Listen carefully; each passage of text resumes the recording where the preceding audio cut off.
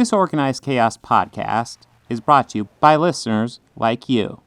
Thank you.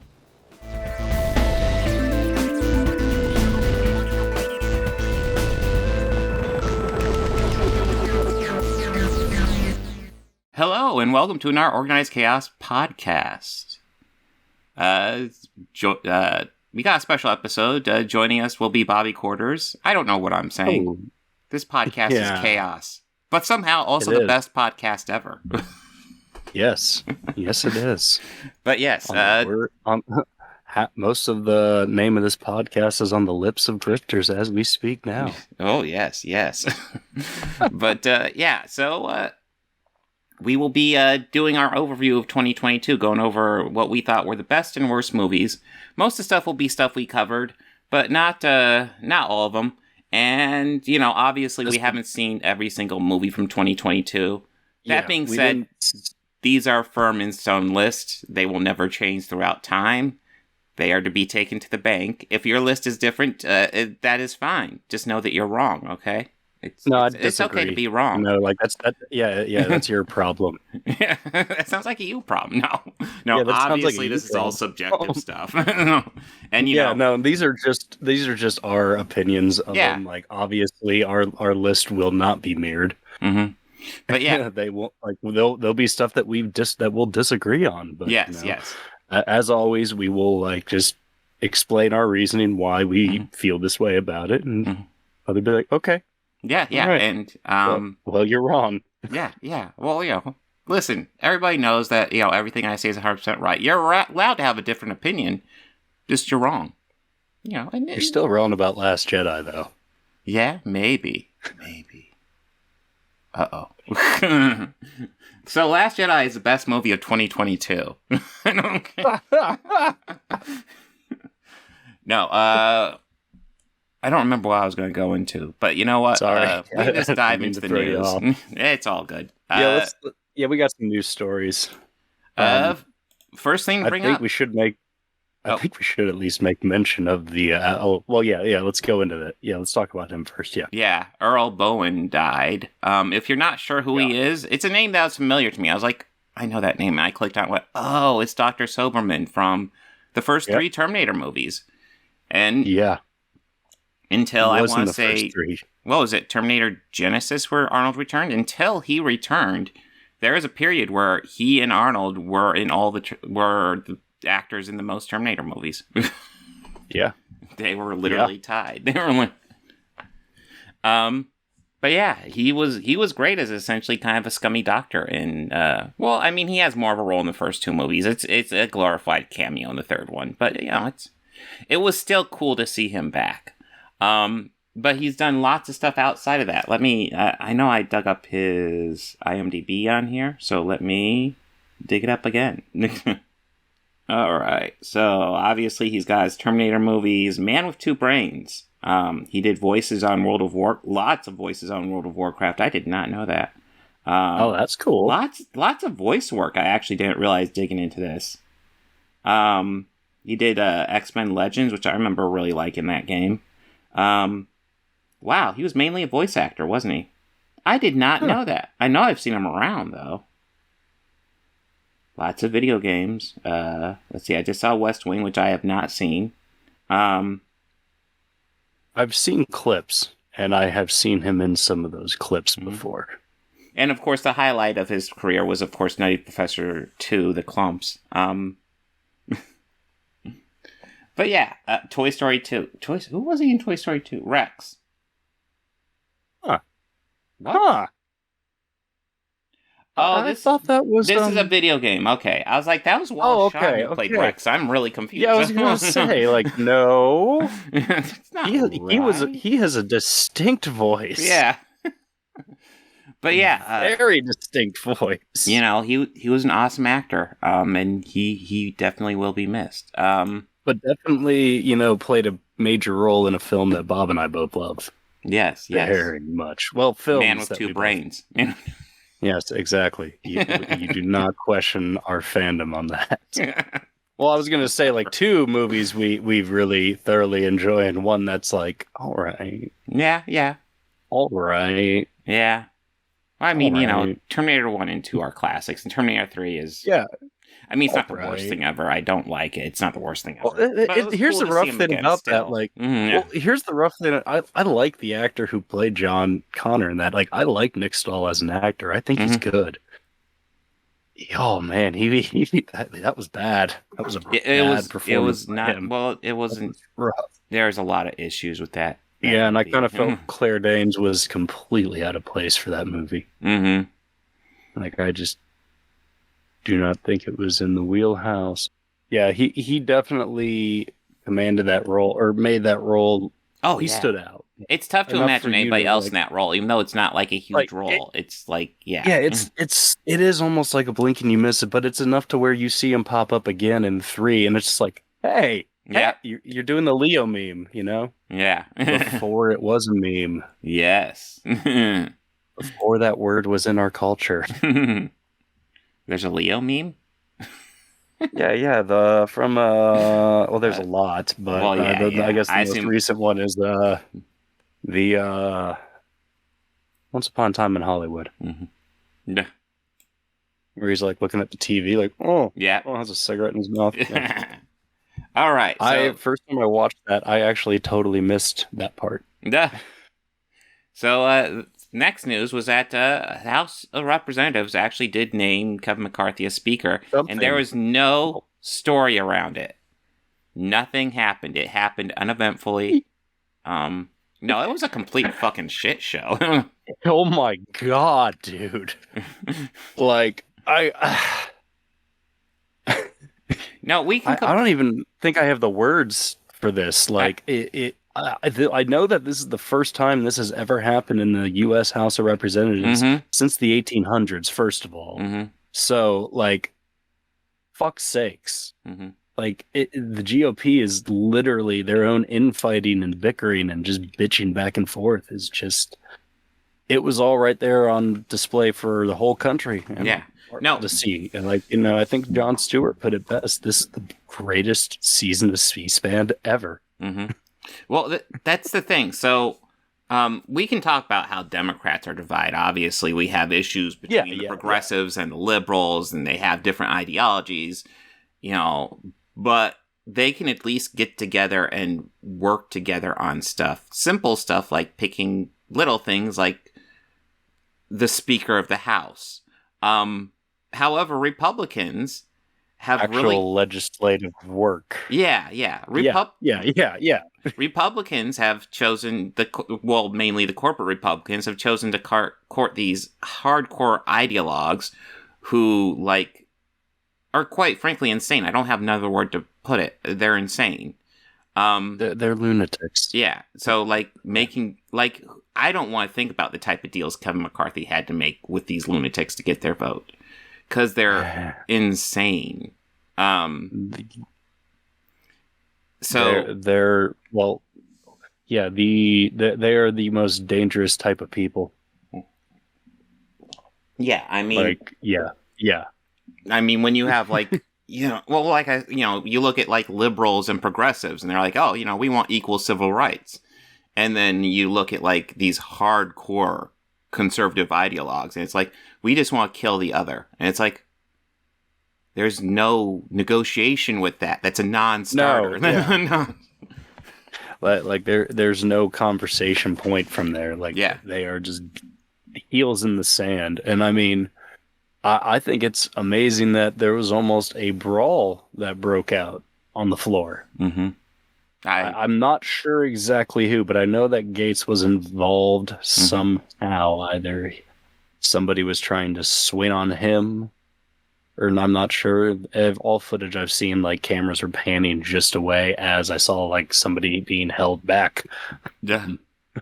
Slapping him, I think. I don't know. Yeah. It's a shit show, and like I said, it's because the Republicans ideologues, or the corporate Republicans, have courted these hardcore ideologues, and now he's had to make deals with these ideologues, and all it means is that the ideologues, the insane part of the Republican Party, are going to push the corporate Republicans more to the right and more towards their position. So, Jesus, like I said, I don't want to think about the deals he had to make, and for the first time, I think ever, I'm thinking, thank God for the Senate and their ability to block stuff. Yeah. Just, Yeah.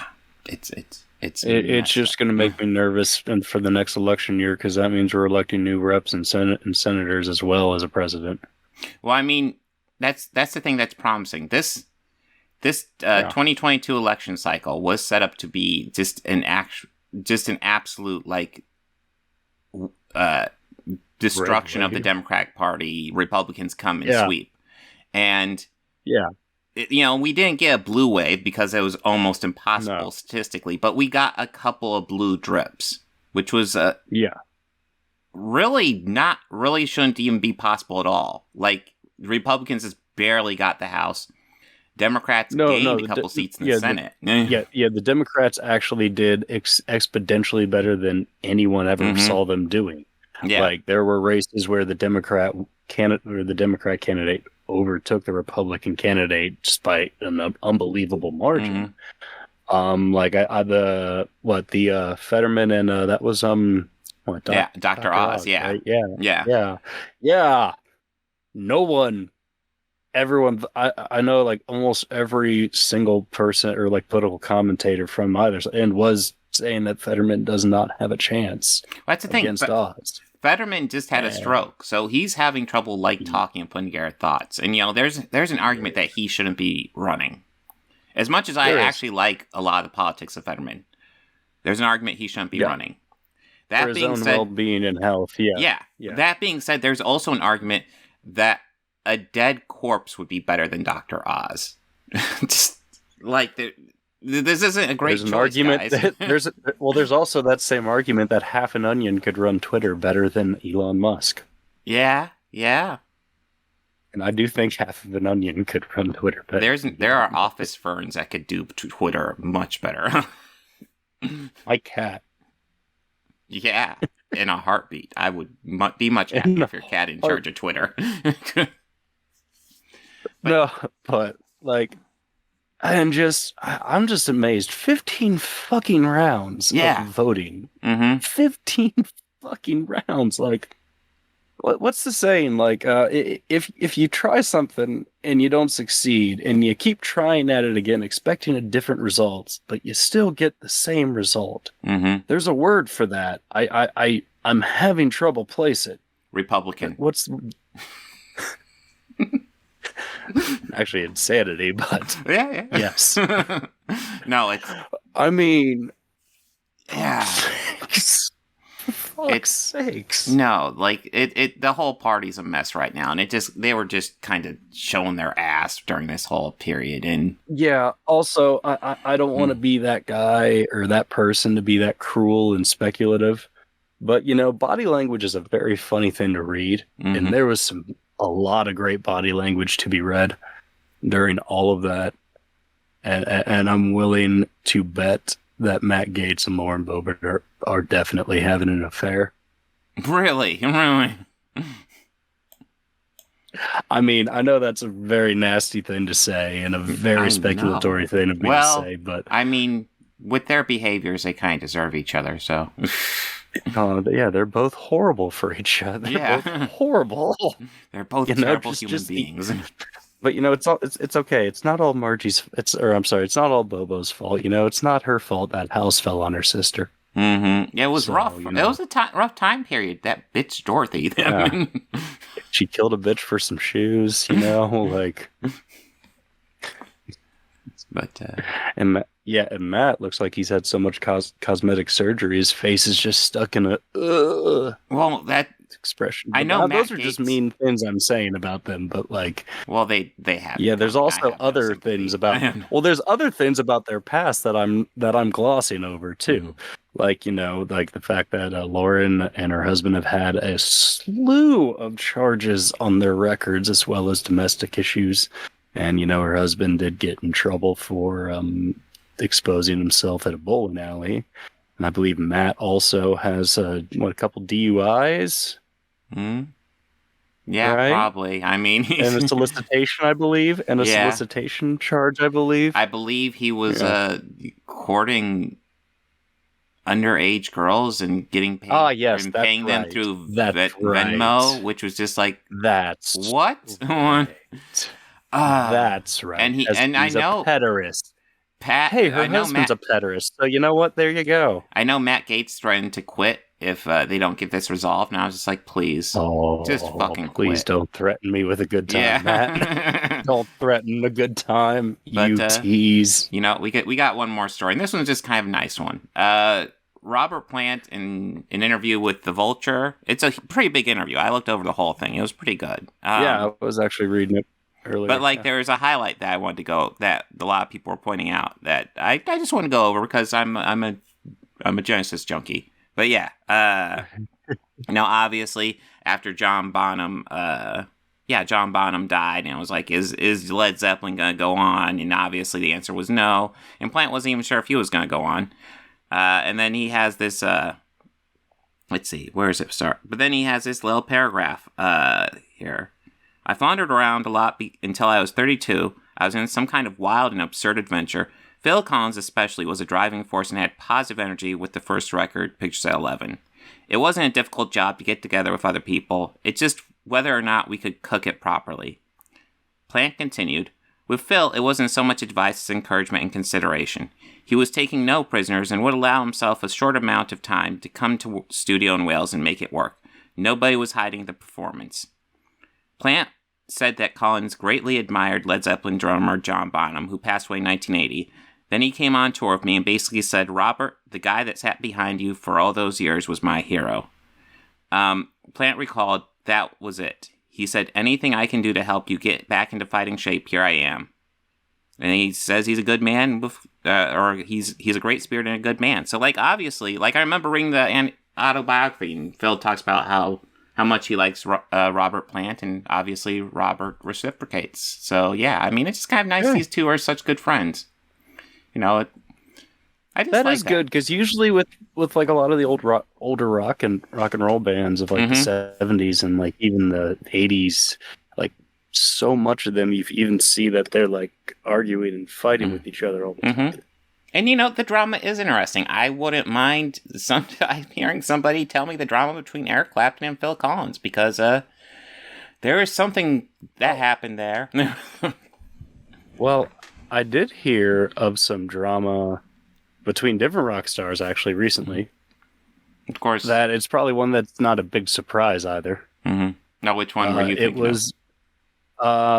there was, I know that I had read this little article and watched a video essay accompanying it that was about bands that have toured with Aerosmith that have had a notoriously bad time. Really? Now, there's one in particular that stuck out to me that I thought was kind of funny.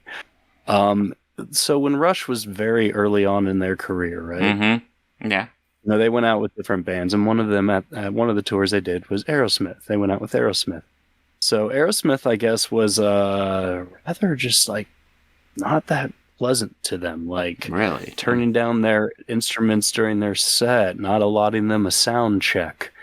You know, kind of just being shitty for the sake of being shitty. But then from Russ's in an excerpt from their longtime manager, he said, but a lot of bands were like that because, you know, Rush kind of called them out to be better. And, you know, they knew they couldn't hold up next to Rush musically. Yeah. Which is like, it's like, yeah, that's not a biased statement. I mean, yeah, I feel like they're Rush. Listen, they're Rush. I know, like, I almost feel that's as close objective as you can get when it comes to stuff like this. I mean, it's all subjective. Yeah. Hey, listen, as someone who's a fan of Aerosmith, it is Rush. It is Rush. I mean, I enjoy both too, but I mean, come on, it's Rush. Yeah. So I guess they were rather crappy. So as time went on, you know, Joe Perry left Aerosmith and went out with the Joe Perry Band.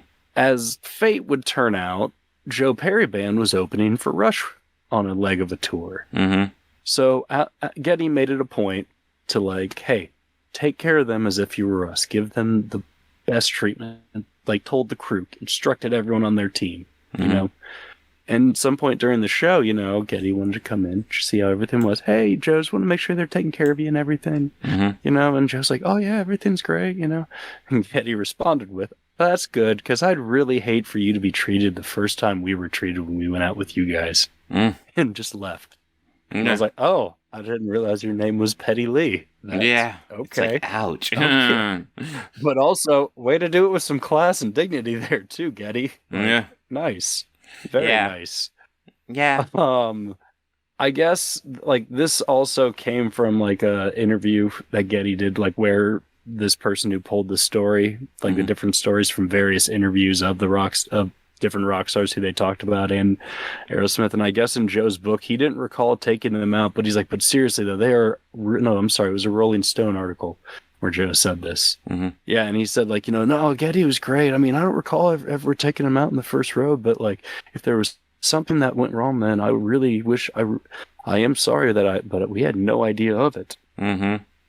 Whatever. But it's interesting because you always hear of stories of older rock stars having feuds over some silly things too. Yeah. And I know as far as Phil Collins and Robert Plant, there were lots of issues with the what was it? The Live Aid. It was Live Aid show, wasn't it? Yeah, that did the Led Zeppelin reunion. And at first Phil Collins was supposed to be the drummer to fill in for John Bonham.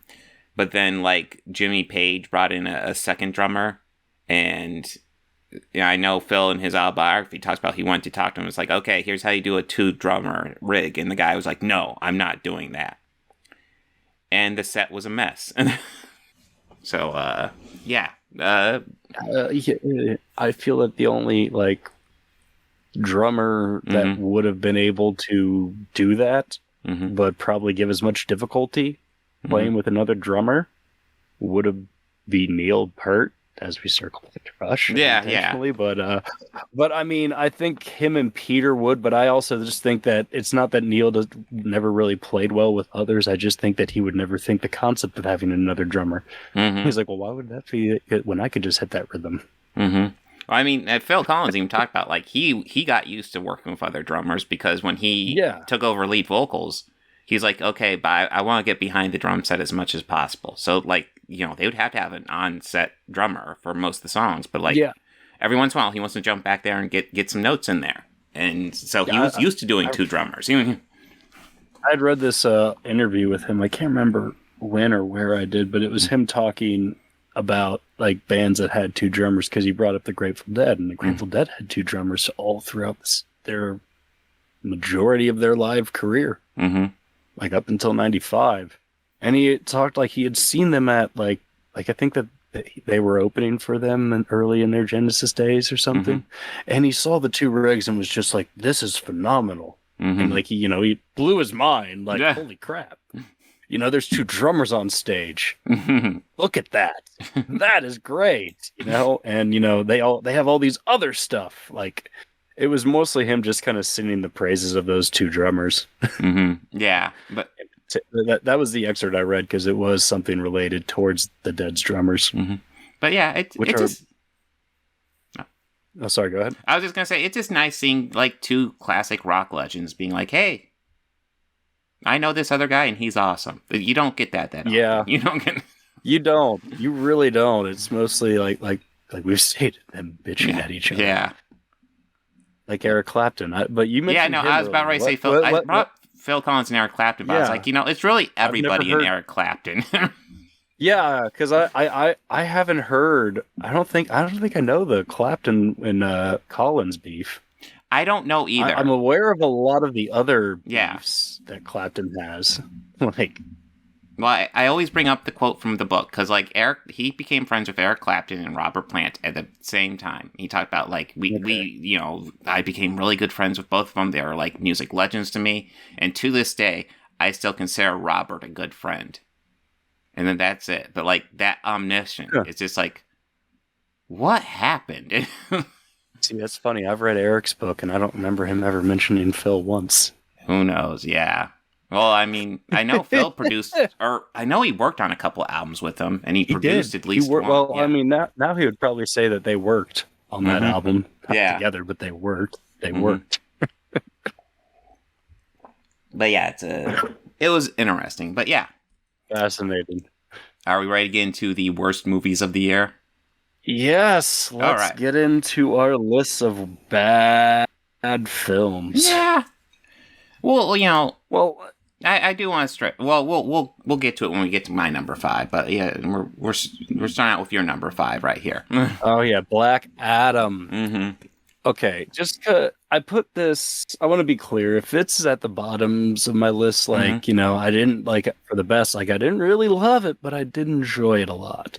This is kind of like the opposite. Like I didn't absolutely hate this. Yeah, like, I really didn't. I did enjoy this movie. I just I felt like a lot like with a lot of other DC properties. They just kind of fumbled near the finish. They fit.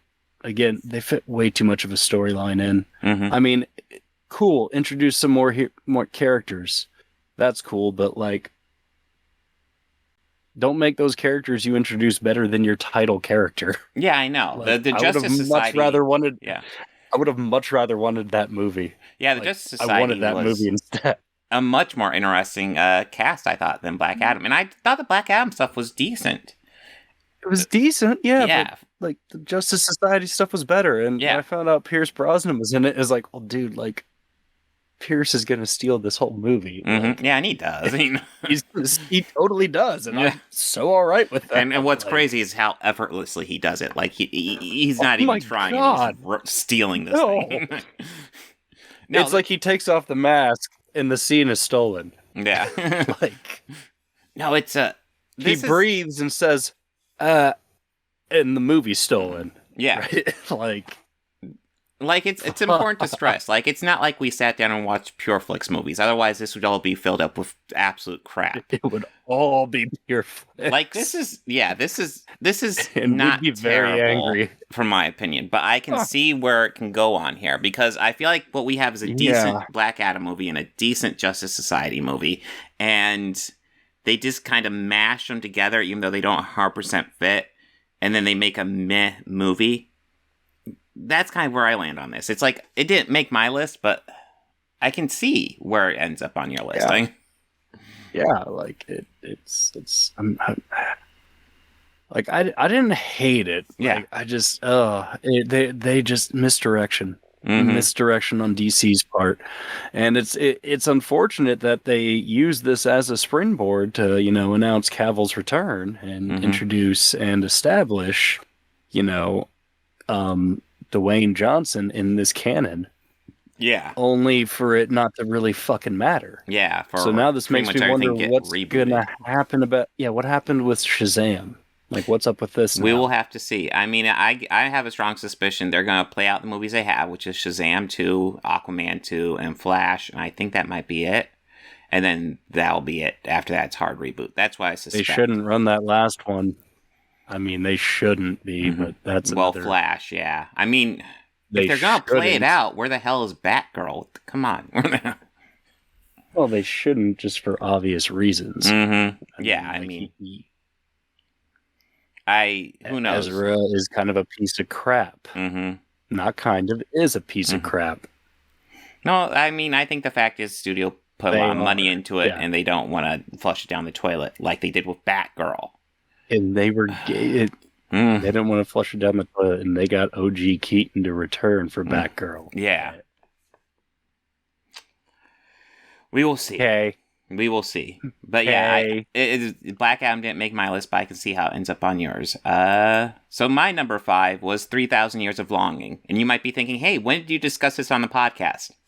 I didn't. No. During that it was like theater day where like movie tickets were like $3 or something like that for like a day. Yeah, I went to see this during that day. And I was kind of excited. It's a George Miller movie, and everybody talked about how like Tom Cruise introduced Top Gun Maverick wasn't that great. Well, George Miller introduced this. People introducing movies is common. And this isn't like a terrible movie. Visually, this movie has some stunning moments.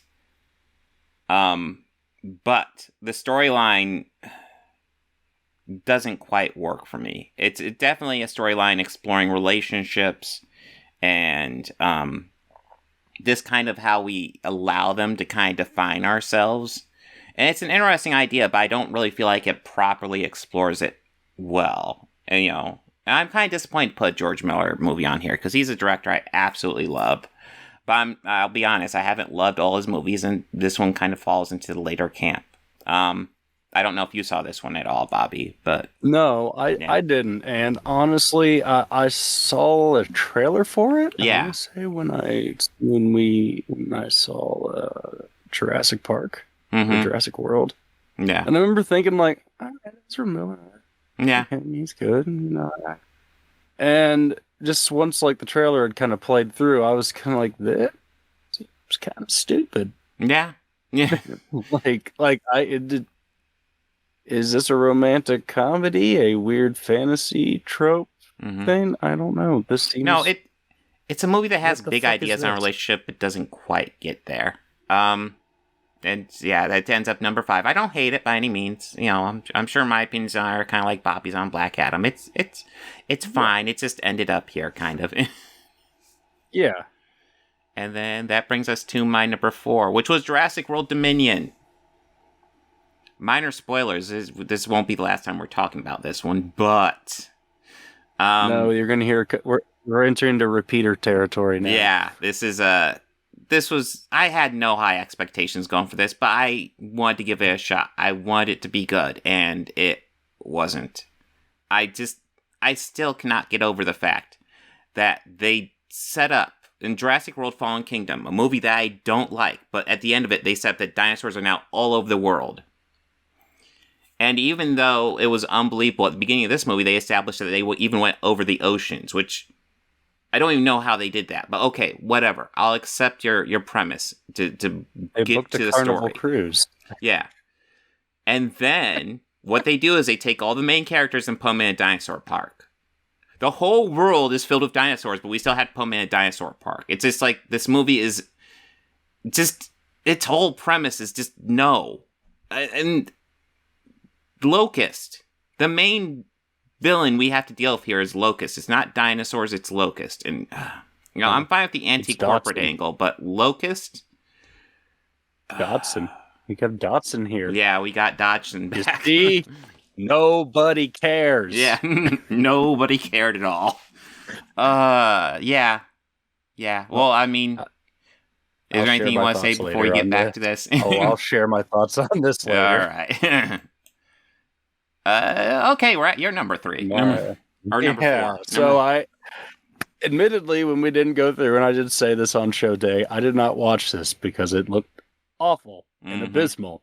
Well, I stand corrected. I did watch it for the end of the year wrap up. Oh, fucking why? Why is this a movie? Why? I mean, uninspired doesn't even begin to describe it. This was just fucking abysmal. I don't know if we mentioned it. It's Morbius for people listening. Yeah, it's Morbius. Yes, sorry, yes. It's Morbius. I couldn't, and I'm already not a big Leto fan either. No. I feel he's flat as an actor with his deliveries and monologues and every given performance. I just don't care for it. This was just already a character. So I thought it was interesting that they're doing it because true, he is a fan favorite. But other than the comic books, the only media he's probably ever appeared in is probably a few television series. Like I know he was in the 90s animated series where he should have been voiced by Tommy Wiseau, and I still think he was, wasn't he? Wiseau played. No, he sounded a lot like Tommy Wiseau. Oh, hi, Peter. I mean, he did. Remember when I was rewatching that, I found the clip of it and sent it to you. I was like, dude, did Tommy Wiseau voice him? Well, I did that re-edit on I put that on the podcast channel. I think I can't resist it. Yeah. Because he sounds like Tommy Wiseau. Tear me apart! Yeah, I would have much rather watched that on a loop Actually, I would have rather watched that than this whole movie. Like, this movie technically would have been worse, but way more enjoyable if instead of Jared Leto, it was Tommy Wiseau as Morbius. Just infinitely more entertaining. Technically worse, but infinitely more entertaining. It would have been a black comedy of Tennessee Williams proportions. Yeah. But we will get to Morbius again soon. But yeah, no, fuck this movie. Fuck this movie. It'd be your number 3. Avatar. Yeah, number 3, Avatar. Yes, and I know this is a very controversial place for me to put this, but mine has nothing to do with box office numbers or quotas or any representation issue. Huh? Yeah. Yeah, or any representation issue. It's just I found the story itself lazy and repetitive as the first. Now, CGI, special effects, sound, all of it, it looked and sounded fucking beautiful and phenomenal, and what I knew it would. But I don't know, I just feel like walking into this, I didn't have a lot of expectations for it. I wasn't a big fan of the original. I kind of thought it was, again, all that. I felt that the story was borrowed too much from other media and things that I had already seen and knew and were very familiar with. This, I just felt he copied the same formula from the first. I mean, like... There's an argument made for that. Huh? Yeah. And there are definitely, like, a lot of it, like, okay. Like, you know, these outsiders come to a new area, learn the ways of the people there, and, you know, become a part of their community and their tribe. Kind of like what his mission was in the first. I felt, and I know this is funny, I felt the clone bad guy was just so bad and lazy. I thought that was... This coming from the same guy who did write a James Bond pitch about cloning all of Spectre's agents. But I'll still stand by that. I still feel that's a better idea because that's within the realm of possibilities of Spectre. I just, I thought it was bad. I just thought it was bad.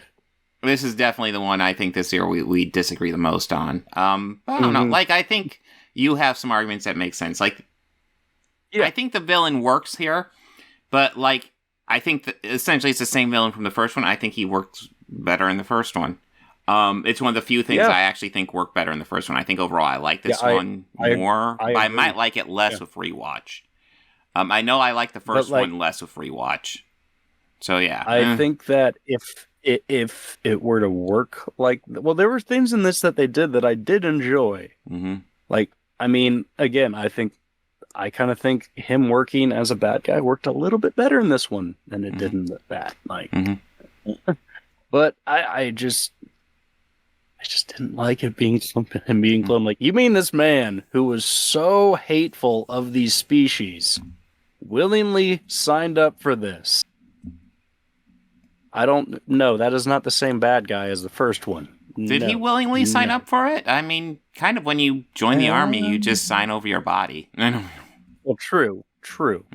Who knows? It was a future time. They could have changed their alien ways. Well, the Sigourney Weaver angle, too, I also really enjoyed that, and I enjoyed her performance in it, too. Because it was probably about an hour or so in where I was like, that's Sigourney Weaver. Yeah. All right. Okay. Yeah, she plays a teenage girl here. Yeah, and I mean, yeah, but just, yeah.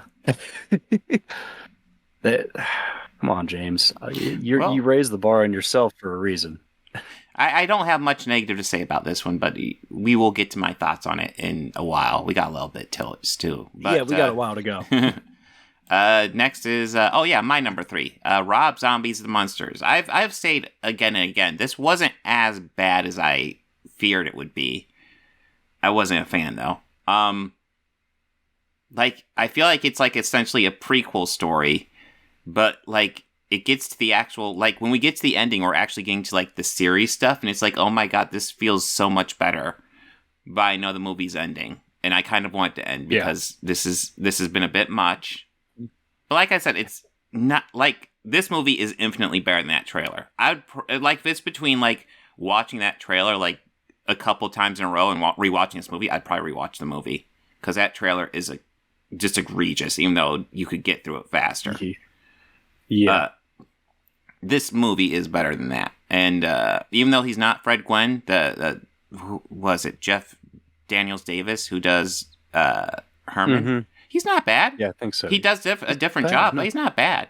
Yeah, it just kind of ended up here. It's I mean, he not, did have some big shoes to fill, figuratively. Yeah, and he does his own style, and I think it works. It works well enough. It's obviously not Fred Gwynne, but he works. But yeah, still didn't like it. Any additional thoughts on Monsters? Because this one was a chore to get through. Yeah. Like I said, it wasn't as bad as I feared, but wasn't good. It wasn't as bad as I was afraid it was going to be, but it was not enjoyable either. All right, so again, nothing further. Yeah. Oh yeah, Texas Chainsaw Massacre, the new Texas Chainsaw Massacre. Oh, this was almost number one. It was so close to me. This was rough. But. Yeah, like they wanted to Halloween 2018 this. They brought back the original survivor from the first one. Not the same actress, though. But they destroy her character here, I feel. This is an awful representation of her character. To be fair, she really didn't have much of a character in the first one either. No, but they set her up. I guess they set her up to just be crazy, and then she just dies. I mean, she's essentially there, almost like a roadblock to the new hero, and then she dies. And it's like, what was even the point of bringing her in if that was all you were going to do with her? And I don't know. I mean, that's just one thing. Like, if you cut out that stuff, this movie still doesn't work. It has good gore effects. I will give it that. There's a couple good slasher scenes.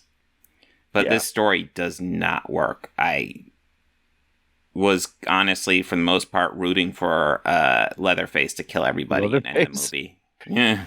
As was I before it started. Yeah. I didn't even kill meet these any kids. characters. I just go, just start the chainsaw. Let's get to why we're all here. Yeah, just cut people up. And that's the thing. Like, this movie starts out, and I'm kind of on board for, 15 minutes. And then no. See, I enjoyed this. I did. But I'm a fan of the genre, of the horror, of the slasher genre. So, I mean, I like most all of these. Especially if it's the classics. And I am a fan of the Texas Chainsaw series, as convoluted and crazy as they are. But I completely agree with you about the character Sally Hargress. I completely agree with you on that. That, I feel, is one thing that this movie did not do well, like Halloween 2018 did. But yeah, parts of this work and a lot of it don't. Let's see. But I was here for the gore. Yeah, and I was satisfied. If you just want the gore, this movie has good gore effects. I will give it that. Oh yeah. And the infamous bus scene, sure, that line is cringy, but what happens after that makes that line go down so easy. Oh yeah. Like the bus scene until we get to gore is bad, but then we get to gore and it's like, okay, this is pretty good. And then you're just like, yep, this is why I am watching this movie. Yeah. Let's see. Oh yes, you're number 2. Yes, Top Gun Maverick. Yeah. This is another one like Avatar. Like, I knew what I was walking into when I got it. I just kind of more think that this should have came out a few years earlier than when it did. Yeah. I mean, I really don't hate this movie at all. It was really hard for me to pick ones that I hated. Yeah, no. Like, I think number 1 is really the only one that I truly hated. Yeah, number 1 is quite a... yeah, we'll get to it. But because I mean, I even enjoyed everything that was on our list of movies we watched. Like, I did enjoy everything. So it was hard for me to find something that I really didn't to fill this spot. But I mean, it was good. I mean, I think it's more so with me. I have a harder time doing the separating an art from artist with Mr. That can Cruise. be tricky with Tom Cruise. Because in my opinion, he does good movies, but god damn, he's weird. He's that's playing it politely. He is such an odd duck. Yeah. Yeah, Top Gun Maverick was actually one that almost made my top 5, and then it almost made my honorable mentions, and then it got dropped off because there's honorable mentions I wanted to get into my top 5, and this just didn't quite make it, because I think it's a very entertaining movie, but it is. The conversation around it has been fucking stupid. The whole, it made so much money because it's not woke. Just the fuck? And then hearing it makes much money because it's Top Gun, and Top Gun is good war propaganda. I mean profiteering. Yeah, and hearing idiots like the Critical Drinker talk about how somehow this is some sort of independent movie that Tom Cruise made, and it's like, the fuck are you on? This is Paramount. This is Paramount backed, yo. The fucking mountain is backing this. Yeah, this is not a low budget indie movie. The bottle down, you fucking lush. Yeah, Good Lord. I guess for me, as much as I enjoyed the actual movie, the conversation around it was just absolutely infuriating. It's like, can we just enjoy the movie? Why do we have to have these idiotic conversations with these idiots about it? Because tiny pee-pee energy is big energy. Yeah. It's top energy.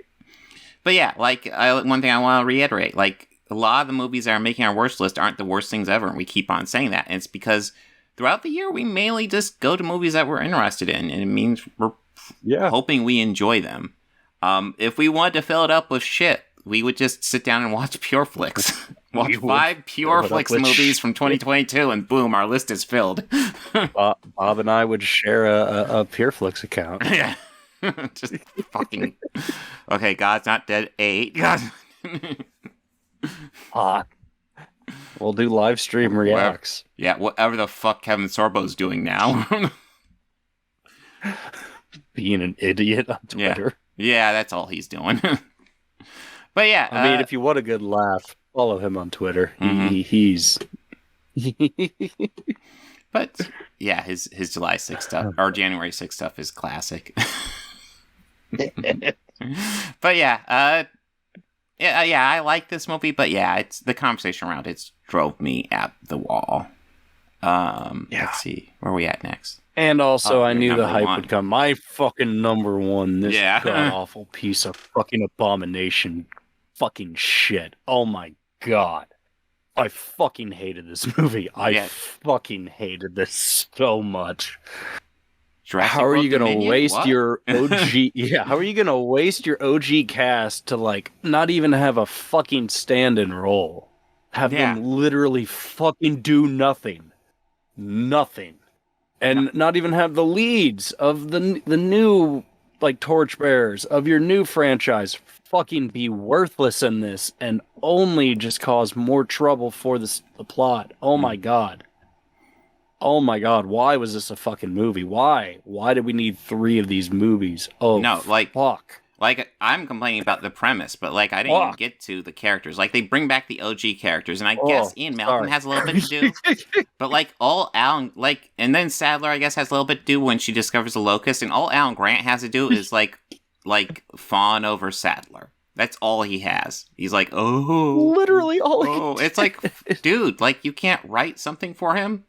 No, he just has the hots for Sadler. Alan Grant. Yeah, fucking... How dare you? Yeah, it's we could have just done it off screen where they get into a relationship, but no, that has to be his whole storyline in this movie. Ugh. And honestly, Owen and Claire... They're going after Blue's kid, and there's potential in that because Blue is the best character in the other ones, and Blue is barely in this one, so that's a lost one. So that was a swing and a miss there. But yeah, they're going after Blue's kid, and they land in the dinosaur park, and the whole world is dinosaurs. We were going to a dinosaur park because fucking stupid plot stuck in its own goddamn fucking cliches. And they ran out of as opposed to even creating a new bad guy or threat or, engine derivative or anything like that, they just have fucking Dodson, a character that everyone literally fucking forgot about. I fucking forgot about him until I got home from seeing the movie and reading stuff about it. Yeah, I mean, going like, wait, it was the that meme. fucking guy? He's the meme guy. Nobody cares. Yeah, Dodson's here. Dodson here. Nobody cares. Nobody. This fucking movie. Oh my god! Like, it took almost every ounce of me not to walk out of it. No, when that reveal, like, I just when I realized that I'm not going to see the three originals doing anything. This is just fucking abysmal. Yeah, it's and it was bad because people around me were legitimately enjoying it. And I'm just like, oh, this is someone like in the row next to me, like, got up afterwards, like, that was really great. Yeah. Sure. Yeah. Let's see, anything to add before we get to my number one? Fuck this movie.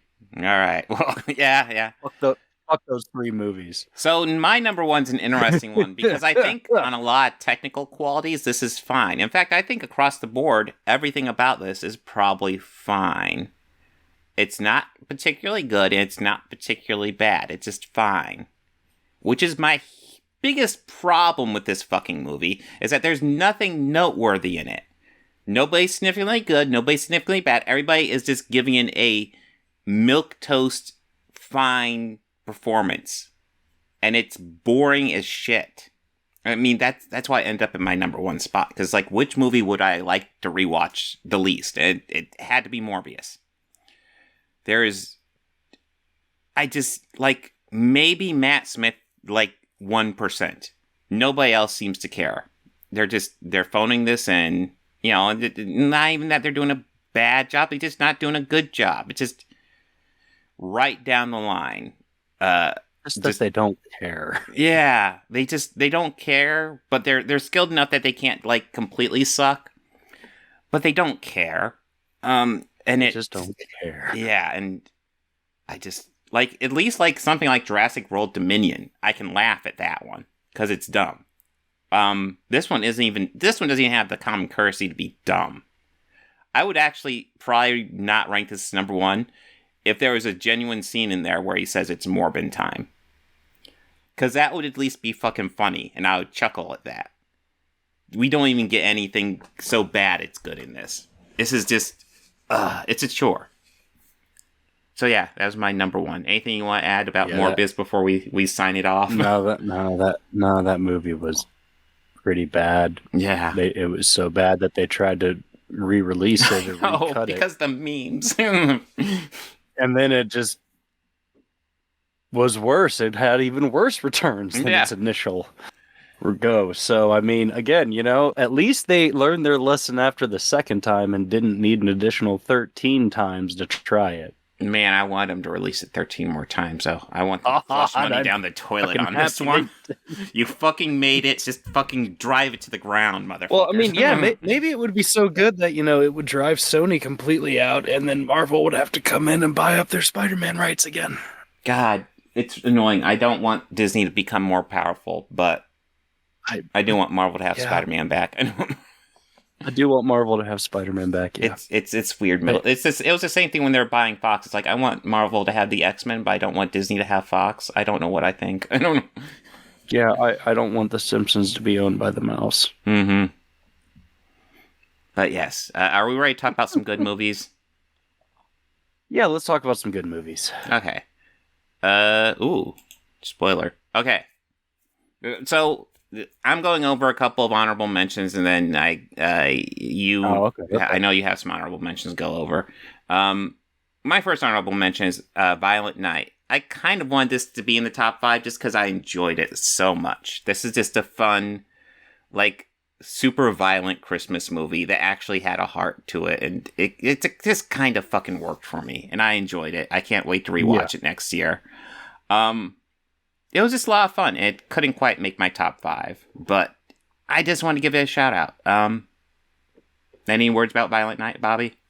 No, I thoroughly enjoyed this one, and I've seen this like passing around on like rumor mill or just like fandom horror sites Mm-hmm. that like this and Krampus that came out, I want to say in 2015, maybe 16. Yeah, I was thinking Uh, 2016, but could be 15, could be 17. yeah, but yeah, these two characters, Krampus and this version of Saint Nick, Mm-hmm. definitely exist in the same cinematic universe, and Do they? mostly, well, they could just Mm. because of the worlds that were Yeah, around in each of them, and I'll give you that. I Give you kind that. of want that versus movie now. Yeah, yeah, just mostly more so for the sense of the versus movie, and Yeah, I'm okay with that too. yeah, I'm Like, comfortable with that one. yeah, I'm oddly comfortable with it. The other honorable mention I want to drop in there was Weird. My all time favorite biopic movie, probably. This is That is also one of my honorable mentions as well. Yeah. Yeah, no, this is insanely dumb, but also honest and frank. No, I love what Weird Al does with this. He sees how most, like, obviously I think Bohemian Rhapsody was a big inspiration. Just kind of Queen being involved with that Over the movie, top. and just like, oh, aren't we all great? Aren't we all wonderful? So Weird Al took that to the next level. Just went all insane. And it's Just amazing. went. He must have Yeah. wrote this before he was assassinated in 1985. And I don't even know how he knew he'd be assassinated in 1985, but he knew it, and he wrote this movie, and now it was finally produced. And still Right? released albums after that. Yeah, it's amazing. It's amazing. No, this movie's so much fun. This is such a great ride. Like, it is just, if you're a fan of Weird Al before the film, like, you're gonna love this movie. Mhm. Like, absolutely adore this movie and everything about it. Yeah, it's just a fun ride. It is literally just a fun ride. Yeah. How about a couple of your honorable mentions? Okay. One of my honorable mentions is I could cover both. Well, I could cover over a few in one, actually. Mhm. I really feel that 2022 was a great year for horror Mm. in particular, because there was a lot of like horror films that were released this year, and it definitely, there was some stinkers, some that weren't that great, some that, critically got panned, but I thoroughly enjoyed. Hmm. Like, I know a lot of people weren't a fan of Halloween Ends, but I enjoyed it. They I wasn't took a fan either, direction but with it. it didn't make my either my list. No, it didn't make my best. No horror. I tried to like not fill it all with horror. I had to Mhm. pick one that I felt stood above the rest. Mhm. That was hard. That was Mhm. really hard. But some honorable mentions I did put on there was a Hellraiser. Okay. That one I felt was very good. I felt Yeah. out of all the horror, it was one that definitely stood apart Yeah, no, like I from would the say others. my feelings for Hellraiser are almost the inverse of my feelings towards the new Texas Chainsaw Massacre, where I feel like the Texas Chainsaw Massacre kind of started out good and then just kind of went off the rails. I feel like this one Yeah. Hellraiser kind of started off the rails, but then like gradually got back on the rails to the point where I was like, okay, I'm on board. Well, you see, there's things that I really enjoyed and I kind of hated about the new Scream movie, for example. Yeah. Like, I understand that we're writing it, and it's not Kevin Williamson's writing in this. Mhm. So, like, and I had to kind of, me being a fan of the way that he writes a story and writes dialogue and does it, and how sorely that was missed in 3, and how much I liked seeing it there again in 4. So, I don't know. For this, a lot of it kind of felt more like, like a kid brother hanging around his older brother and friends and acting like them Mhm. and stuff at times. But then other stuff, there's other moments in it where I didn't notice that. I didn't get that feeling with it and all. Like, to me, it's like, it's one that really wants to be a Scream movie, but just isn't at Yeah. times. Yeah, no, it's overall a But, I movie mean, I it still enjoy had- quite a bit, but it's not one of my favorite Yeah, Scream I movies. enjoyed it, but it's definitely not one of my favorite Scream movies. Mhm. Definitely not. Like that's two and one are my favorites. I think 4 is vastly underrated. I really dig. I agree with you. I rewatched that right before 5, and yeah, 4 is definitely underappreciated. But we both agree 3 is terrible. Yeah, no, 3 is the worst. 3 is the worst. Yeah, okay. Good, and we don't have to get into bickering comments or block comments for that either. Well, I think I think most people agree 3 is the worst.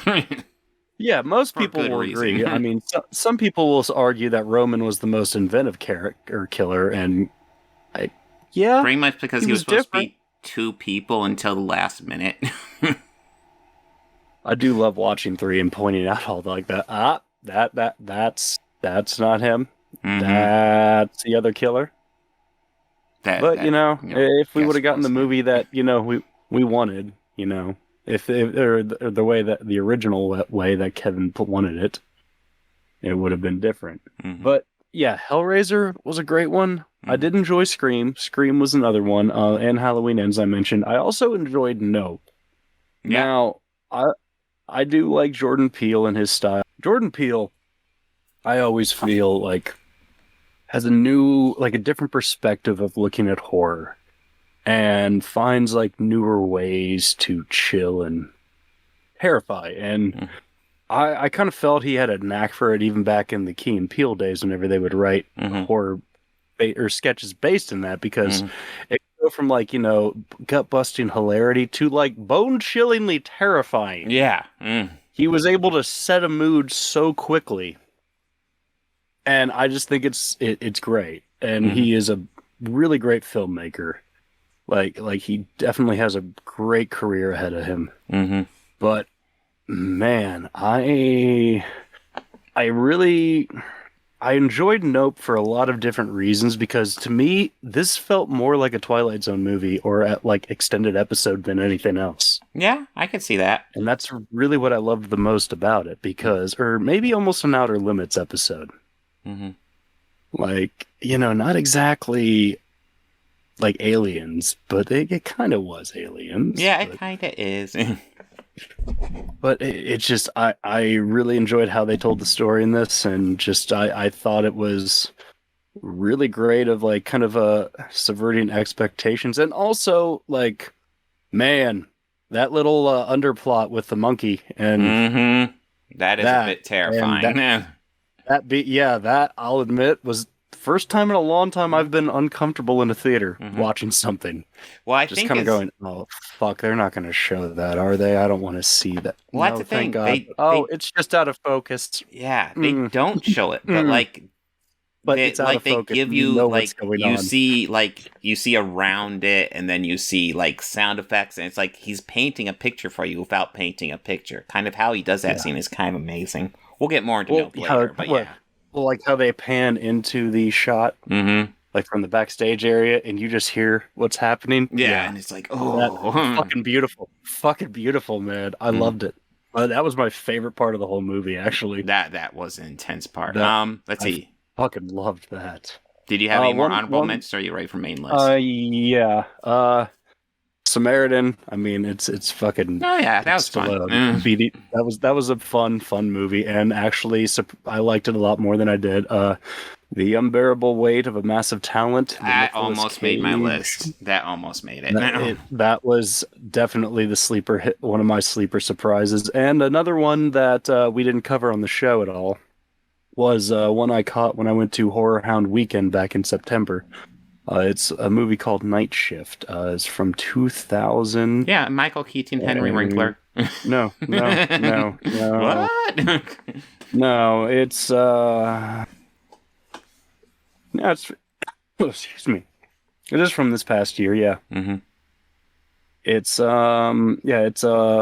much the plot of this is a desperate young mother, Karen, takes a job as the night shift janitor in a large furniture factory. She is told that she is the only one working at this time.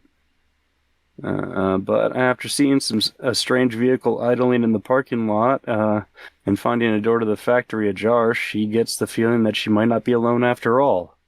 So it's kind of like one of those thriller, like Hunter Chaser things, but the movie also has a lot more of a plot to it than just that.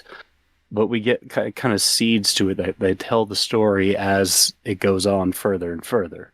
Nice. She's also, like they said, a single mother, but she's also going through a wicked separation with the kid's father. And you could already guess who's behind that idling car and everything. And these group of guys come in, start terrorizing her, and she kind of fights them off one by one. Really good, and plays with terror and suspense very well.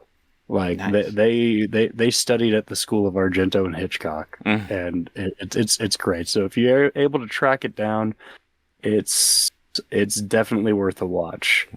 I believe you could probably rent it off of Amazon. Nice. But yes, also if you ever do if you listening, or even next time you're at a con, Bob, I strongly recommend checking out the film festival. You'll find a gem. Okay. Yeah. I mean, hopefully there'll be more comfortable seats than the seats they had for us at the Sheridan where the festival was. But oof. Yeah, I could imagine. Oh, like banquet chairs. Yeah, 2.5 hours. Oh yeah, just. I'm going to die. I'm going to. Sitting like you're right. Yeah, my back. All right. So ready for the main list? Yes. All right. Let's get into these. Let me get this all set up. Okay. Yes, my number 5, The Batman. This was an excellent Batman movie. It would honestly be higher up on my list if it wasn't so goddamn long. There's lots of editing that could be done to this, but like the themes, the atmosphere, I love this movie. Actually has a lot to say about Batman. It's not in your face about it. Just Batman's essentially a psychopath in the beginning of this movie, and it's him learning what the fuck is the point of Batman? Because it has to be more than him just running around killing criminals, which is all he is at the beginning of this movie. That's all he is. That's all he wants to do with it. And I love how it explores that. Paul Dano as the Riddler is terrifying.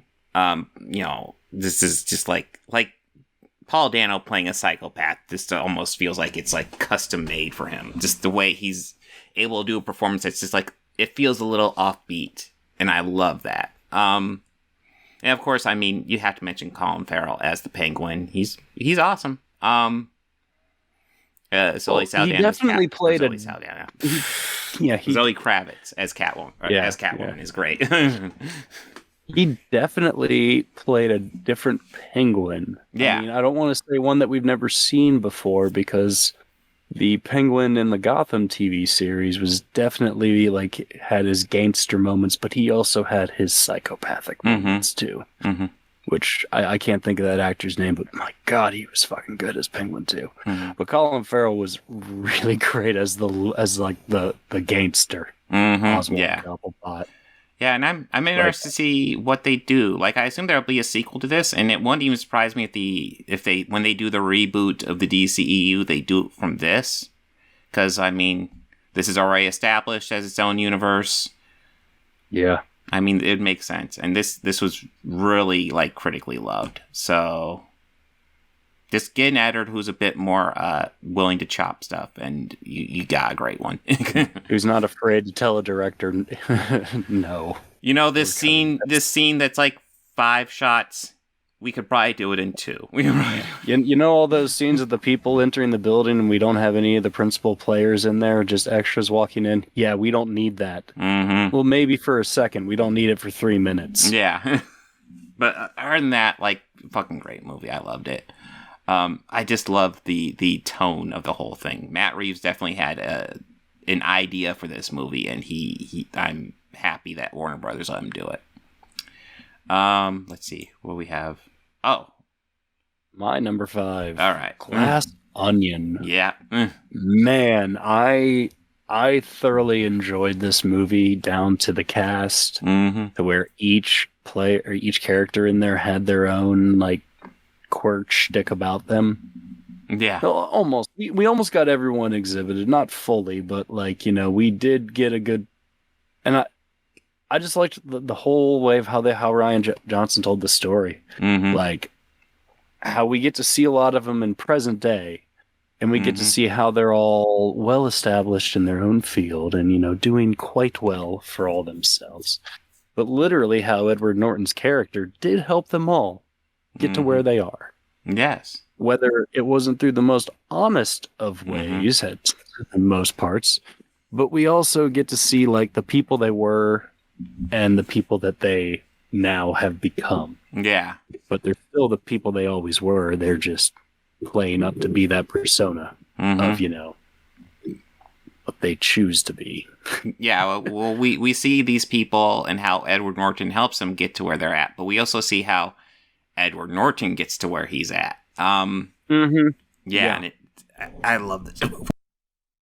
And also Daniel Craig, like this is like a great character for him. Oh yeah, and it's definitely. And I did feel like there's a lot of like I almost want to say just kind of in jokes that he was making about himself in this as playing Bond for so many years, like when he walked in that full like onesie almost outfit. Yeah, just walked right into the pool.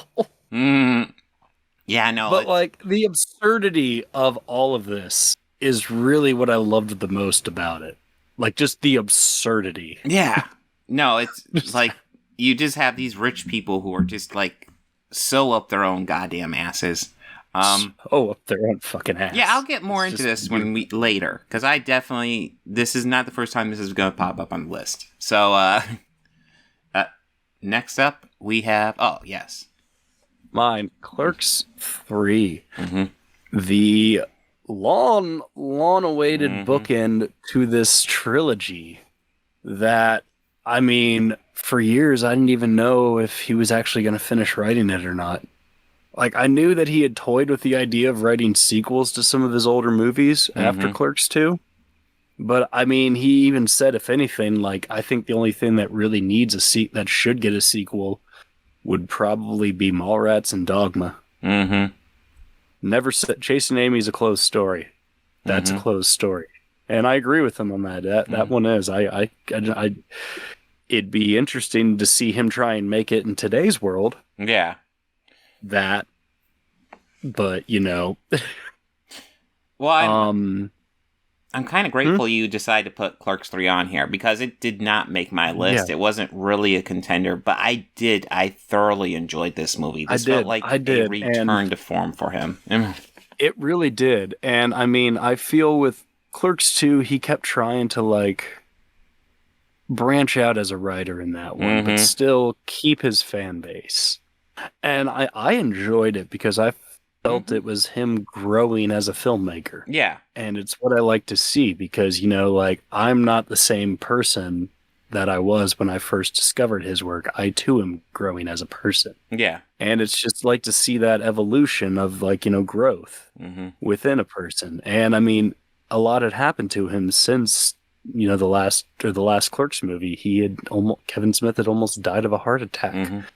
He's turned his life around, and a lot of this was, I just kind of felt it was like probably one of the most true things that he has like really written. And like he could still write a fucking great story. Yeah. Well, what I love. Oh, go ahead. The love for and the big love that they showed for everything within Clerks. Like there was even references to the animated series in this movie. Yeah. And those are ones that like I make the jokes, and rarely whenever I'm talking to Kevin Smith fans, rarely anyone has ever seen the show, and that's just such a crime in my mind because the show is so funny.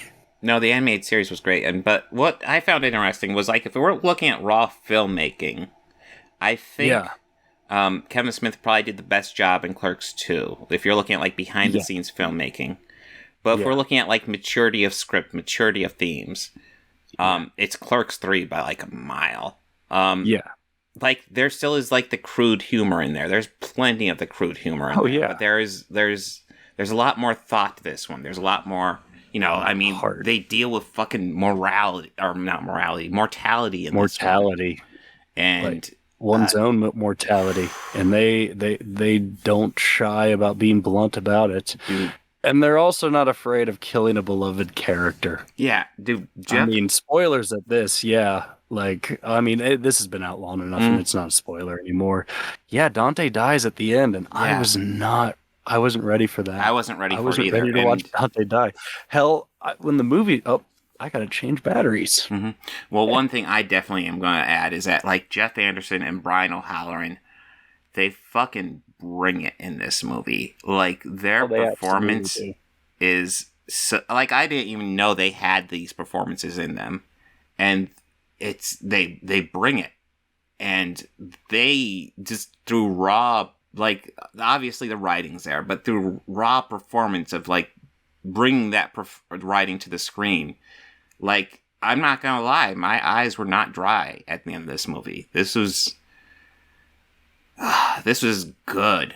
This, like I said, this felt like a return to form. Hearing Kevin Smith was doing Clerks 3, I'm excited, but at the same time, I haven't liked one of his movies in a decade. But then I go in the theater and watch it because I'm still excited because it's fucking Kevin Smith. And, like, in my early 20s, I loved Kevin Smith. And yeah, it felt like I was a kid again, kind of like a young teenager, early 20s. This felt like a callback to that time period, and it was good. Well, yeah, especially like just every bit of it felt like a callback. And I remember when I was watching this right in the beginning, they did a quick blink and you miss it, like one of those prayer cards for Becky. Yeah. And right then I remember even going like, wait, what? Yeah, that was... What? Yeah, when they first introduced that, I'm like, I don't think I like that. Because I actually thought Rosario Dawson was be in this. And she was, but she was also busy shooting Ahsoka, so she didn't have much screen time in this. But that plays into the themes. That really does, and it works so well with it. Like, it was good. It was good. And like you said, like, I didn't even know that we could get a performance like that out of Brian and Jeff. Yeah. And I mean, man, like I thought Jeff's his acting blew me away in 2. Like, he blew me away. Yeah, no, he like in that jail scene, dude. Yeah, he brought it. But he brings it more here. Yeah, he really, really drives it home in this one. Like, I mean, both of them had scenes where I was tearing up watching it because it was just like, I believe that these guys have been friends for years, and this is just a real painful conversation that they're having right now. Like, I'm believing every aspect of it. I believe that he's in the room with his friend watching him die. Like, yeah, it was rough. Brian talking at Becky's grave. God damn, that was a great scene. That was rough. Yeah. It was rough. It was rough to watch. It was well done, though. Yeah. I didn't like watching Dante be that sad. I was like, oh, Dante, it sucks, but I know. Fucking blows. But yeah. I mean, fuck. And of course, like, I mean, I don't know why, but like, I just think it's interesting how it almost seems that like he was writing like the worst thing possibly to happen to him. And I think in that scenario from where we left off with Clerks 2, yeah, that would have been the absolute worst scenario. Yeah, definitely. Like, I mean, it's interesting more so that, you know, he didn't have any sort of like break and like was like an alcoholic, like a heavy drinker or something, like, or even worse. But no, yeah, this movie was like so good, and I didn't expect it to pack as much of an emotional punch as it did. Yeah, it was a good one. Like I said, it didn't make my list, but I liked it. I was happy to see it on your list because I was like, I had to put it on. I'm him. No, I had to put it on. It belonged because it was one that I was looking forward to the most. So, but also like, yeah. All right, so, it's definitely up there. Oh yes, so my number. This must be my number 4. My number 4 is Nope. We already talked about it a little bit, but yeah, like, this is Jordan Peele loves his kind of thinking man's horror movie, I guess. You know, this is elevated horror. Yeah, I believe this is like, as the kids are calling it. Yeah, basic, like super creative filmmaker type horror. Just we're gonna have this like villain, and we're gonna weigh it all down heavily in themes and ideas. And I love how he delivers it here. You could say there's an environmental message with the creature that, it's nature, and we're fighting against nature. And that's one things that this movie's about. Kind of the title, like some things seem too big for us to handle, and we just go nope. And it's one thing the movie's about. That's where the title comes from. It's maybe just once don't say nope. But yeah, the villain comes from the fact that we just go nope. It's like, okay. But yes, this is just so artfully done. And like, I know it's like little things, like how the UFO essentially at the end becomes like a camera. And it's like, this is so like interesting. We're looking into the history of like the first filmed person ever.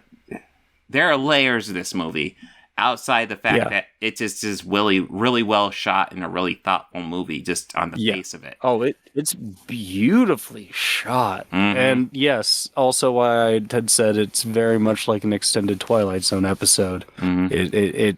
It's not just something as simple. As much as I love the slashers and that simple like formula of horror, that just scare slash. I also love the stuff that makes me sit back and really think about like what's being presented to me. And yeah, I think an argument can be made that the chimp scene in this might be the scariest scene I think I've seen in movies this year.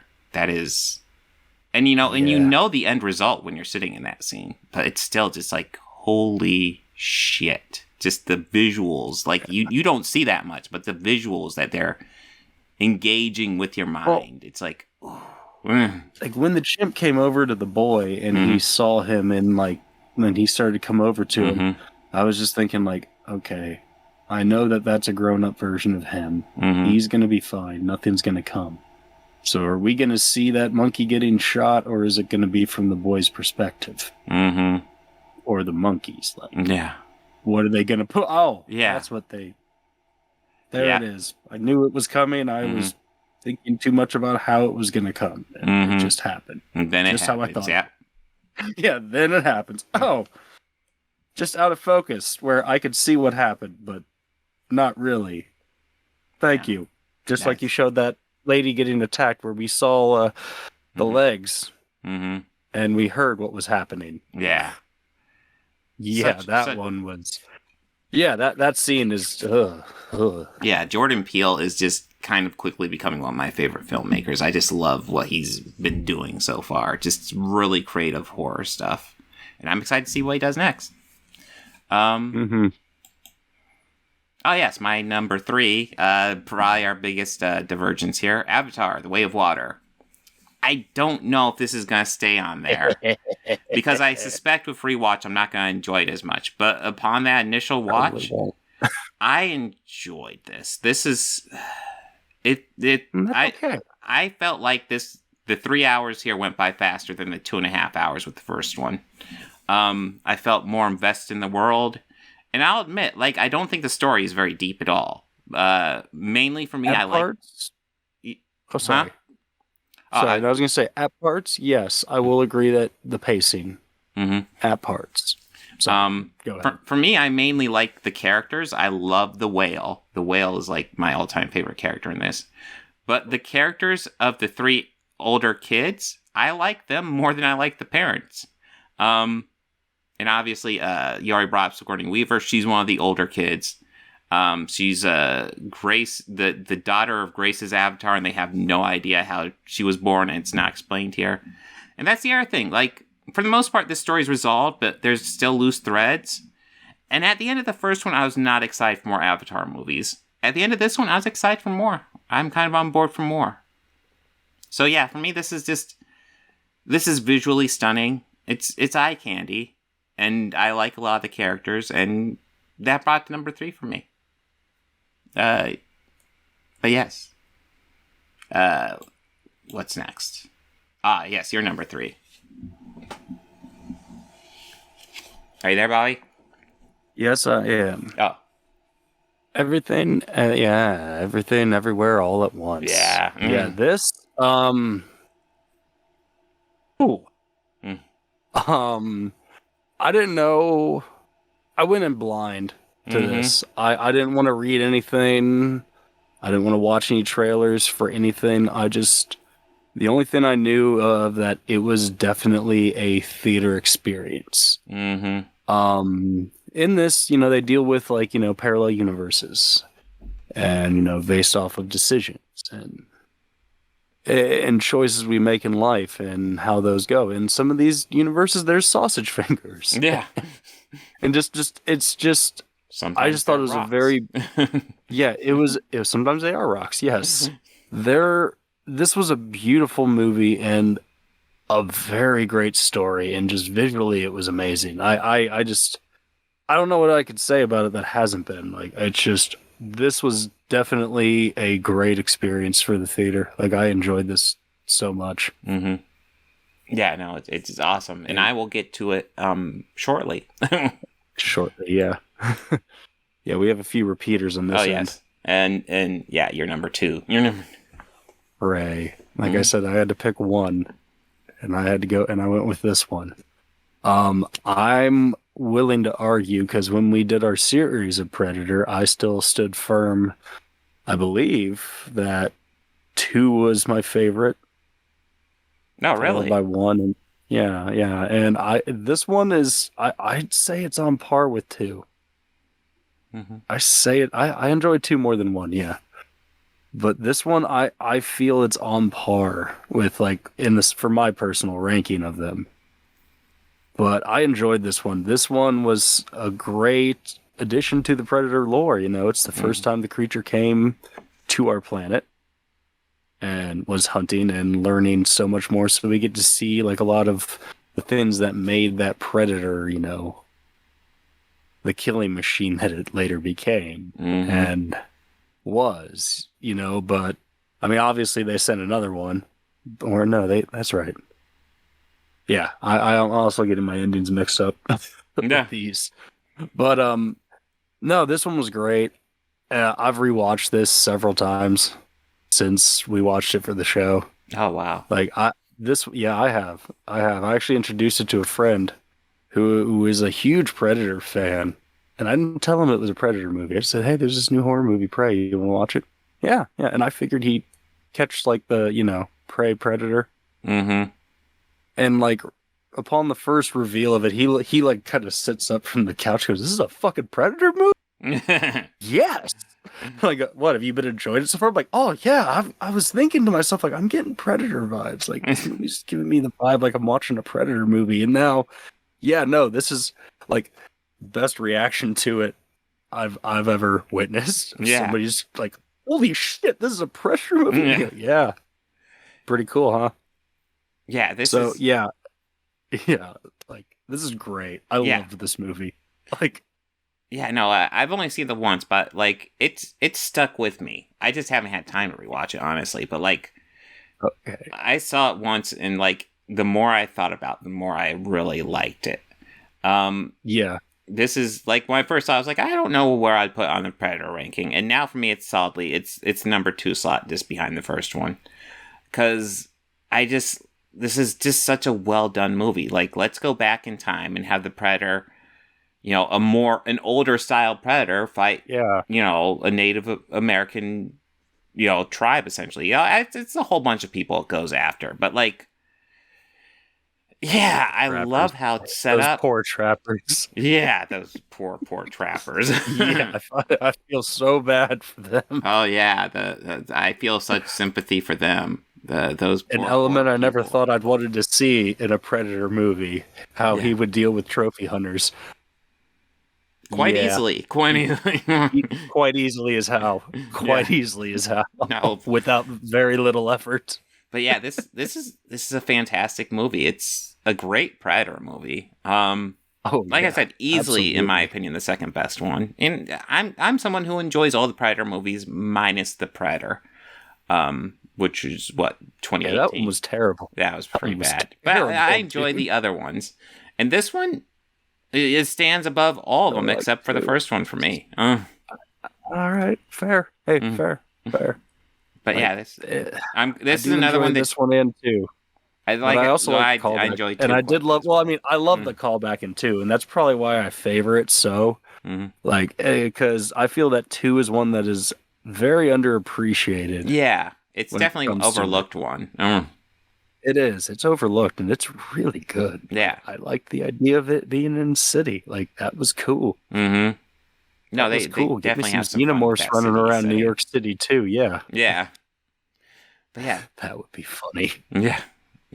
Can you imagine it? A xenomorph like dog running through a New York City subway terminal. I mean, we'll have to see, but like, I still feel the next logical sequel that'd be great is just bring in the survivors of all the Predator movies. Have them go up against a Predator. Like a new manufactured one? Something like that, yeah. We got the newest elite of the elite. We got like 5 survivors left. We got like 5 or 6. Remember? It would be... You might have to de-age Danny Warrior. And Arnold, but yeah. The Warrior, Danny. No, bring him in as is. Let them be the first kills. Sure. Danny has gone on record several times saying that he is too old for this shit. The first time being him being the age of 41. Yeah. Which was just like, really? Honestly, the closer I approach it, I kind of get it. Shut up.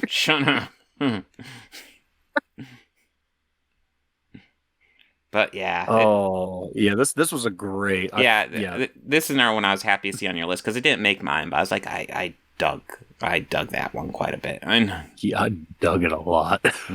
So next up should be my number 2. Yes, my number 2 was Glass Onion, something we've already brought up. Yeah, this was so much fun. Ryan Johnson's really having his fun with his Agatha Christie mysteries, and I'm really digging it. Just, he could subvert the crap out of these movies, and it works. And I love I was looking over some videos of people talking about this yesterday and complaining about how, everything's like a red herring, and they keep on misleading you. It's like, it's a mystery, buddy. Ooh. I was watching Shapiro and Drinker. I was gonna say I'll take Shapiro for 600. Yeah. Well, everything here is misleading. Yes. Oh, it's a mystery, bro. The laddie fancies himself a critic, does he? Yeah, he does. But yeah, that's bless his heart. This is such a fun movie, and I think I had Ryan from Nothing But Media on yesterday to help me talk about him, and he brought up a great point. Like I always thought of the Edward Norton character as Elon Musk, and he was bringing up, no, actually, there's plenty of evidence that he is just an amalgamation of billionaires, and Elon Musk is just the most recent one. And I was just like he brought up, I think there's a photo in this of Edward Norton. I almost said of Elon Musk, of Edward Norton, and he's doing the Theranos thing that woman did that was essentially all a con. And it's like, there's lots of evidence that, he's not Elon Musk. He's just all these guys. He's all of them. Yeah, he's just like an amalgamation of it. Yeah. I heard in an interview where Ryan Johnson said that he's not based off Edward Norton is his character isn't more based off of Elon Musk, but more based off the world that created him. Yeah. Well, I mean, and I think we see that with a lot of the billionaires. Like, you get these people who, maybe they're semi-charming, although not always, but they're essentially con men. And, they just take ideas from others. And frequently, if they're forced to come up with original ideas, they're fucking stupid. Yeah, they're kind of dumb. Yeah. I still say my favorite part is like when he said he got a box delivered to him, but it was obviously by mistake. It had these rudimentary puzzles. Yeah. The look of like, how offended. Yeah. Well, I mean, that was part of the fun too, where like he sets up this Edward Norton character sets up this huge murder mystery. It's like all the pieces in place. He's obviously super proud of it. And right when they're about ready to get started, that's when Benoit Blanc stands up and just solves the whole thing. Yeah, just done. It's like, you see the fake Earl shot to Edward Norton little shot of blood, and you just see the look on his face, just like, you asshole. I did enjoy just the look of just how mad he was. Yeah. Oh, this movie is so much fun. Absolutely worth the watch. I'd probably need to rewatch it at some point because, like Knives Out, like I love that movie on the rewatch. I'll probably love this on the rewatch as well. But this was too much fun. This is just it really was one of the most fun movies I've watched this year, easily. I think next one's gonna be my number one. But let's see. Yes, my number one. Yes. Everything, Everywhere, All at Once. Another movie we've already brought up, but god damn, yeah, I loved this movie. This is one I have had a chance to rewatch, and I liked it even more the second time. Just how like you have all these multiple dimensions and all these variants of these people. And it's all weird shit. And sometimes it's like, oh, this person's a badass in this universe. Oh, this person's a rock in this universe. Like, it's all this weird shit.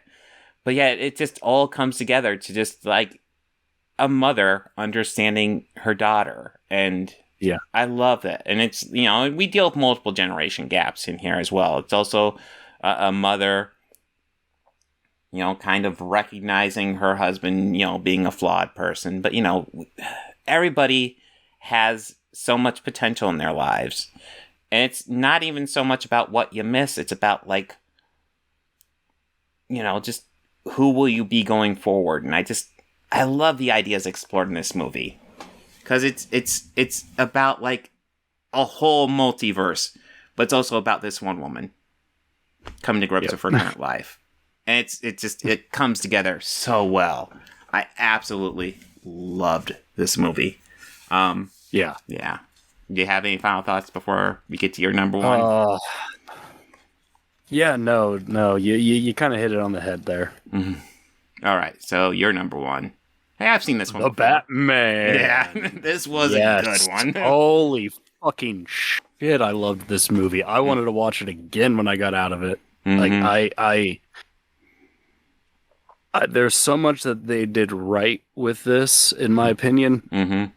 When it comes to making a Batman movie. Now, I mean, I'm going to say a lot of familiar notes with Batman cinema. Like, I mean, I don't want to see the Waynes die. Mm-hmm. I know what happens. I don't need it established. I know what happens. This one also shows Batman, being a detective. Mm-hmm. Something that we have, like, rarely ever seen depicted in any other media other than the comic books and maybe...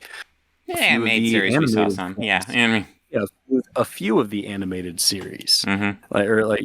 But like him legit being a detective in this. Mm-hmm. That's something I really loved the most. Mm-hmm. And it's also a depiction of very early in his time as Batman.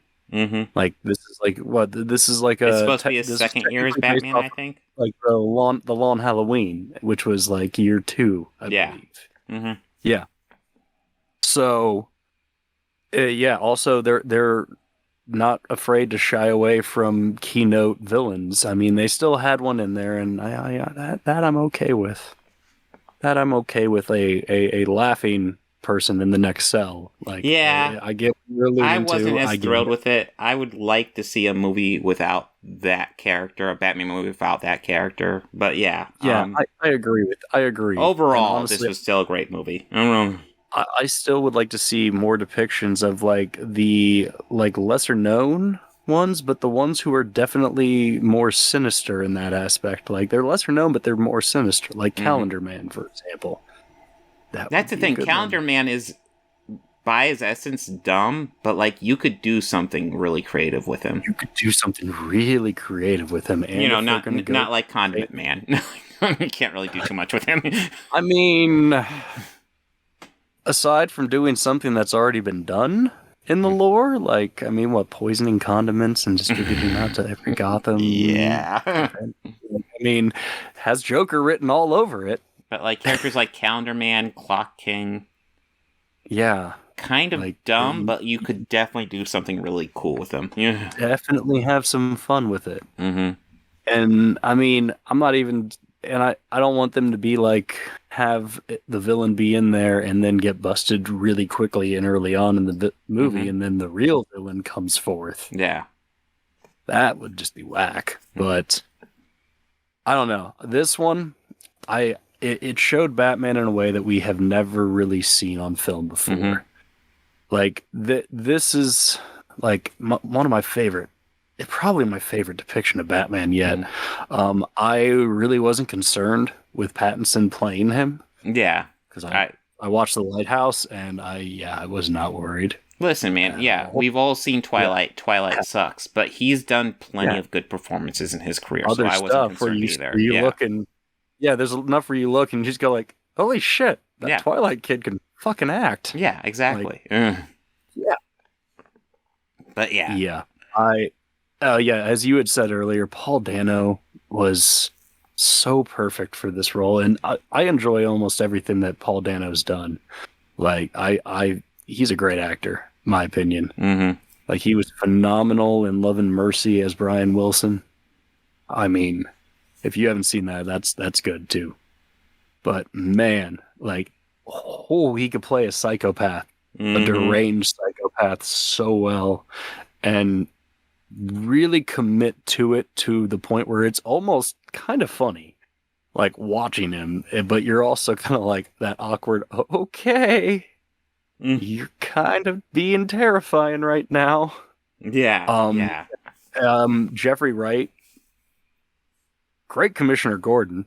I love the rapport that he and Pattinson had on screen. Like, it truly showing the budding of a good about Jeffrey Wright, but he was amazing. No, he was really good as Gordon. No, the people. I'm very curious if they're gonna cast Harvey Dent in this at all. Yeah, because I would like to see this universe's take, and I kind of want to see a bit better justice done to Two-Face. Mm-hmm. Yeah, I mean, Aaron Eckhart did a great job, but like, it's so weird. For like when he was Two-Face, yeah, I thought they did a great job with that character, but at the same time, they need to do like it was like it was over, and it was like, oh, I like what they did, but I wanted more. Oh, you sure he's dead? He's not going to be back for this? No, but you sure? You sure? Mm-hmm. Oh, we're doing Bane. Yeah. Okay. Well, I mean, you brought up Jeffrey Wright, and I kind of want to go back into it because obviously he was one that triggered a lot of these chuds because they were just like, "Oh my god, Commissioner Gordon isn't black," and I was just like, when he was cast, I was just like, but Jeffrey Wright's like perfect. He could do this in his sleep and fucking nail it, and he nailed it. He was great in the role. I did not. There were people mad about. Oh yeah, they were mad about him and Zoe Kravitz. Yep. Okay. Yeah, and it was just like, you people are dumb. They did a great job. Get over it. Yeah, they were great. I was skeptical about Zoe Kravitz, not just because mostly it was like, I'm rarely whenever someone who's more renowned, and she's a musician, right, or a singer. I know her dad is though. Is she? Yeah. Well, I know that. I know Lenny is. Yeah. I know Lenny. Who? Lenny? What? Lenny? Yeah, I know Lenny is a guitarist. No. Okay. Was she an actress prior? Because I had never heard or seen her in anything. I've seen her in stuff. I think she's primarily an actress. I'm not sure though. I don't know. I thought she was like a singer. Like she may not have a music career as big as Jared Leto, but who? Yeah. Oh, what? Well, I'm sorry. Somebody who needs to clear their head by going out to Joshua Tree for a few weeks. I didn't even know there was COVID. Yeah. But yeah, I'm glad you brought back this movie because this is such a good one, and this one was really great. I loved it. I do agree it was a bit long, but this one, I would say another star of this movie is Gotham City itself. True. And it really helped paint that narrative of this new world we're in. One thing, and that's one aspect of it I really loved. Okay. Yeah, I do think this movie does the best job of any live action movie before it of exploring the actual character of Batman, because this was a Batman movie that was actually about Batman. Yeah, sure, you have villains, but this is about Batman. And outside of Batman Begins, none of the live action movies have really had that. They've always kind of been a bit more villain centric. And this one, it was totally a Batman centric movie, and I love the arc they take him on in this. It's a well done movie, and I'm excited to see what else they do with this franchise. Oh, and also Batman kills motherfuckers in this one too. True, he has to. Well, he's not doesn't shy away from it. Yeah, he's got his issues, and that's part of his arc. Yeah. I mean, I do love when they show like a Batman not afraid to like, beat the crap out of somebody. That's always great to see. But like, also love like the Batman ain't afraid to kill a guy. But yeah, this is a good one. Those muggers, a few of those muggers did not deserve the level of ass whooping he gave them. Well, that's part of what it's about, though. It's like him evolving because he's wearing that costume because he's essentially being a brat. And he just wants to beat up some people with his angst, essentially. Exactly, yeah. But I mean, if we think about past it, that one, yeah. If we were to like say, for the sake of argument, that every Batman film was a different point in his story, So like this, we would just have like a hodgepodge edit of all the mom and dad scenes. Even that fatal one, him maybe training, but then have this at some point, but then flash forward to him fighting Penguin years later, and returns, and him attaching dynamite to that guy and throwing him in that wall in the ground. Where years probably since he's killed a person, he just decides that one guy. Yeah. Yeah, but this was a good one. This was really good, yeah. Like you had already brought up the performances in this. I do kind of feel a bit that Colin Farrell was advertised a lot more for the film than what I expect than when he was in for. Yeah, like I didn't expect his time in there to kind of be just he's a part of the story for this much, and then we're not going to see him again. Yeah, like that I thought was an interesting take. Dano was in it surprisingly less than I thought he would be in. John Turturro was in it a lot more than I expected. Yeah. For someone who's like never advertised in this movie, he's a pretty big part. Yeah, like, and I kind of like that. Really, throughout most of it, the bad guys are the gangsters of Gotham City. Yeah, I kind of really like that aspect of it, and it's again stuff we haven't seen before in Batman, and it's something I've always wanted to see in it, and I was very satisfied with this. Very satisfied. We haven't brought up Andy Serkis, mainly because Alfred has an important role here, but it's not a huge role. Which is an interesting thing. It's very understated in this. He does a good job, though. He does very great. Yeah, no, I'm happy you did bring that up. Yeah. A very rare on-camera performance. Well, not so much rare anymore. He's getting more. He got Andor. He got Black Panther a couple years ago. He's popping up more and more on camera. He's a good actor. He's popping up more and more because he's a good actor. Yes. But yes, the Batman was excellent. So next week. Next week on the schedule, we finish off Willow. And then we also... Witcher Blood Origin, which is a 4-episode limited series on Netflix. And then I was thinking, do you want to just move Rocky 2 over there? Yeah, sure. All right. So we'll cover those 3 things. And then... Okay. Yeah. Rocky's streaming somewhere, I'm sure. Oh, if I have a copy, I can rip it in. Yeah, I can get you set up. Okay, I think so. I think I saw it. Have those old school physical copies.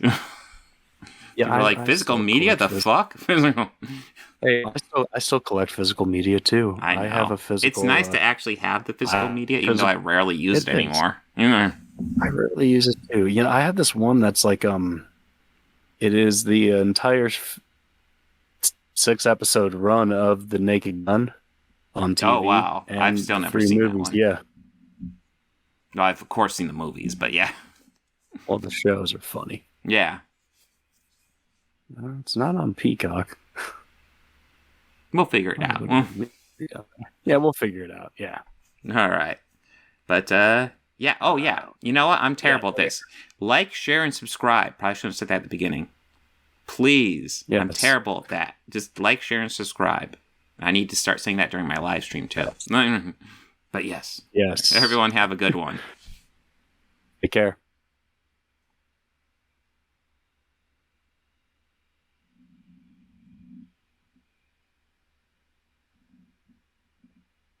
I get that.